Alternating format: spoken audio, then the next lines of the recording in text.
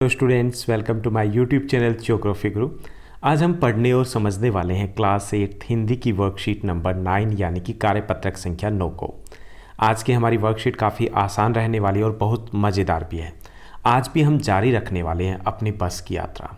लेखक बस में यात्रा कराए अपने मित्रों के साथ और उनका अनुभव बड़ा खट्टा मीठा रहा है। तो वो अनुभव हमारे साथ साझा करें, तो उस अनुभव को हम पढ़ेंगे कि कैसा रहा उनका आगे का सफ़र।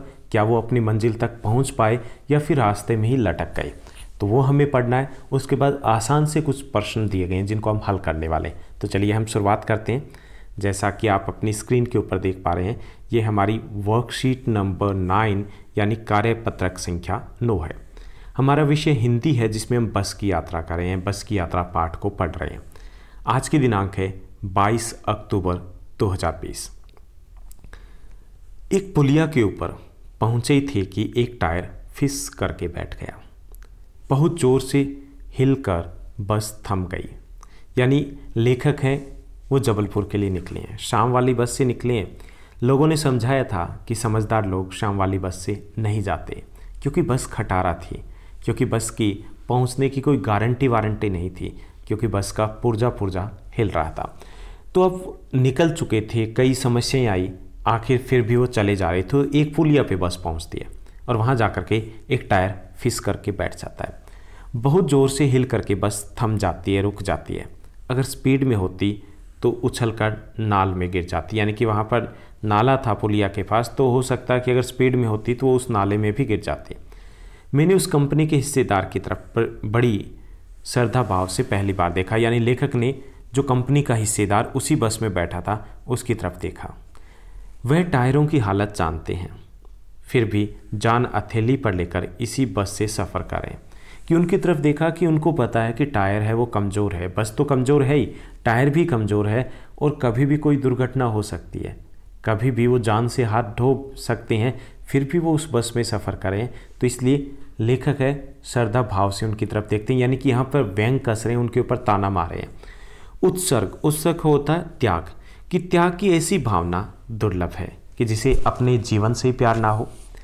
सोचा इस आदमी के साहस बलिदान भावना का सही उपयोग नहीं हो रहा। उन्हें लगा कि जैसे ये क्रांतिकारी है जो अपना जीवन को बलिदान करना चाहता है, अपने जीवन को देश को समर्पित करना चाहता है। उनको ऐसे लगा इसे किसी क्रांतिकारी आंदोलन का नेता होना चाहिए। तो यहाँ पर वास्तव में बात नहीं कर रहा है, यहाँ पर व्यंग कसा जा रहा है कि उन्हें एक क्रांतिकारी आंदोलन का नेता होना था। अगर बस नाले में गिर पड़ती, हम सब मर जाते, तो देवता बाहें पसारे उसका इंतजार करते कि क्रांतिकारी आ गया है। यहाँ पर फिर से व्यंग किया जा रहा है कि कहते वह महान आदमी आ गया है जिसने एक टायर के लिए अपने प्राण दे दिए, अपनी जान दे दी, मर गया पर टायर नहीं बदला। यानी यहाँ पर जो व्यंग कसा जा रहा है बस के हिस्सेदार के ऊपर कि जो अपने जीवन है, जो अपना जीवन है, अपनी जान है, उसको जोखिम में डाल रहा है सिर्फ टायर के लिए। यानी कि जैसे हमने एक कहावत हम पढ़ते हैं, लोकोक्ति पढ़ते हैं कि प्राण जाए चमड़ी जाए पर दमड़ी ना जाए। तो यहाँ पर भी हिस्सेदार उसी तरीके से बैठा है कि कोई ना, टायर घिसे हैं तो घिसे रहें, लेकिन पैसे नहीं लगाने। तो यहाँ पर व्यंग किया जा रहा है, बस के हालात के ऊपर व्यंग किया जा रहा है, वहाँ के हिस्सेदार की मानसिकता के ऊपर। दूसरा घिसा टायर लगा दिया गया और बस फिर चल पड़ी। यानी कि टायर था वो चेंज कर दिया गया, बस फिर से चल पड़ी। अब हमने वक्त पर पन्ना पहुंचने की उम्मीद छोड़ दी थी, क्योंकि पन्ना पहुंचना था, वहां से फिर जबलपुर के लिए निकलना था। तो उन्होंने उम्मीद छोड़ दी थी कि अब तो कोई फ़ायदा नहीं है, पहुंचने ही नहीं वाले हैं। पन्ना कभी भी पहुंचने की उम्मीद छोड़ दी थी। पन्ना क्या, कहीं भी कभी भी पहुँचने की उम्मीद छोड़ दी थी। हालाँकि उन्होंने पन्ना क्या, कहीं पर भी जाने की उम्मीद छोड़ दी थी, क्योंकि उनको लग रहा था कि कोई भरोसा नहीं, बस कब ख़राब हो जाए, कोई भरोसा नहीं, बस कब टकरा जाए, कोई भरोसा नहीं, कब बस का एक्सीडेंट हो जाए, और क्या पता कब कहाँ कैसे पहुँचेंगे। सो यहाँ पर व्यंग किया जा रहा है कि जैसी बस के हालात थी उससे लग नहीं रहा था कि वो कहीं भी पहुँच पाएंगे। ज़िंदगी इसी बस में गुजरनी है, ऐसा लग रहा था उन्हें, और सीधे उस लोक को प्रयाग कर जाना, यानी कि प्रस्थान कर जाना। उन्हें लग रहा था कि शायद ये बस कहीं ना कहीं टकराएगी या कुछ ना कुछ दुर्घटना हो सकती है और शायद हम पहुँच ही ना पाएँ। इस पृथ्वी पर उसकी कोई मंजिल ही नहीं है और ये बस शायद इस पृथ्वी पर तो कहीं नहीं पहुंचाने वाली है, कहीं और ही लेकर जाएगी।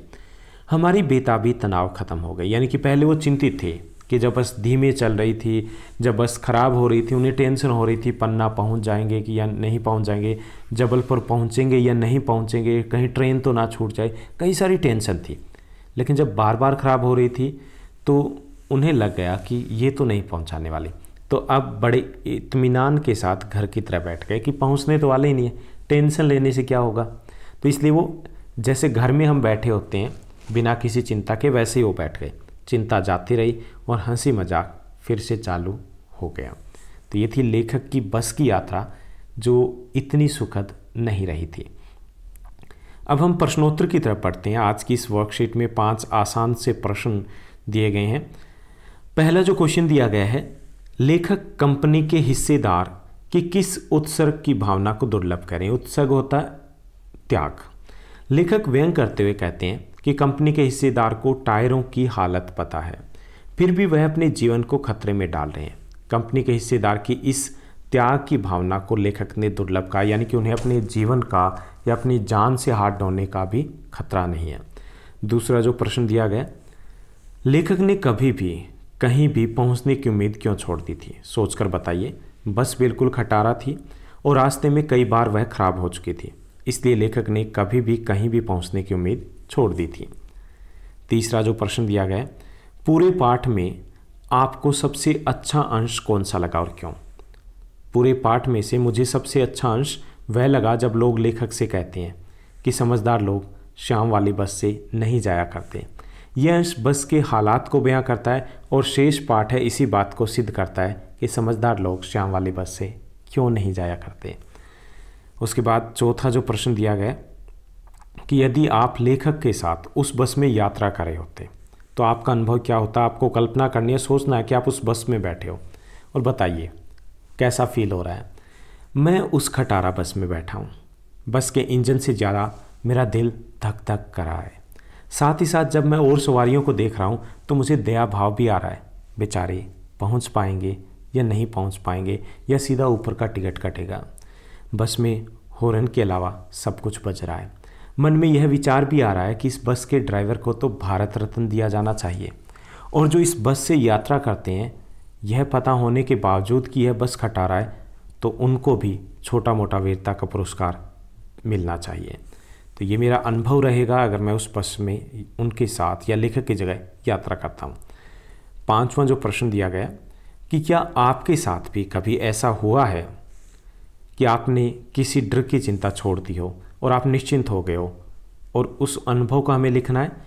आप उस घटना को याद करने में अपने घर के सदस्यों की सहायता ले सकते हैं। तो ऐसी कोई घटना घटित हुई है तो आप उसी घटना को लिखोगे। ओके, ऐसा कुछ हुआ होगा कि आपने पहले टेंशन ली, बाद में आपने उस टेंशन को छोड़ दिया होगा, उस चिंता को, उस डर को भूल गए होंगे, तो वो घटना आप लिख सकते हो। मैंने यहाँ पर एक एग्जाम्पल आपके लिए दिया है, आप इसको भी लिख सकते हो। मेरे साथ ऐसी छठी कक्षा की परीक्षा के समय हुआ था। मेरे साथ ऐसा कब हुआ था? छठी कक्षा की परीक्षा के समय हुआ था। अंग्रेजी का पेपर था और मैं समय से 1 घंटे पहले विद्यालय पहुंच चुका था। मेरे कुछ सहपाठी आपस में चर्चा कर रहे थे कि टीचर ने कहा है कि चैप्टर 10 बहुत महत्वपूर्ण है, लेकिन मैंने उस पाठ की दोहराई नहीं की थी। बड़ी चिंता हुई, मन घबराने लगा, पर थोड़ी देर बाद खुद को तसल्ली दी कि जो होगा देखा जाएगा, all is well, all is well, है ना। तो ऐसा भी आपके साथ भी हुआ होगा कभी, तो आप उस घटना को भी लिख सकते हैं। ये थी हमारी आज की हिंदी की वर्कशीट जो काफ़ी मज़ेदार थी। उम्मीद करता हूँ आपकी पढ़ाई बेहद अच्छे तरीके से चल रही होगी। ऐसे ही आप आगे बढ़ते रहिए, खूब पढ़ते रहिए, खूब मन लगा करके पढ़िए, हमारे साथ भी बने रहिए। आपकी क्लास की सभी वर्कशीट है वो 1 दिन पहले इसी चैनल के ऊपर अपडेट हो जाती है। इस चैनल को आप बेल आइकन के साथ सब्सक्राइब कीजिए और अपने फ्रेंड्स के साथ भी इस चैनल को शेयर कीजिए और उनसे भी बोलिए कि ये सब्सक्राइब करें। आज के लिए बस इतना ही। Thank you, bye bye, have a nice day.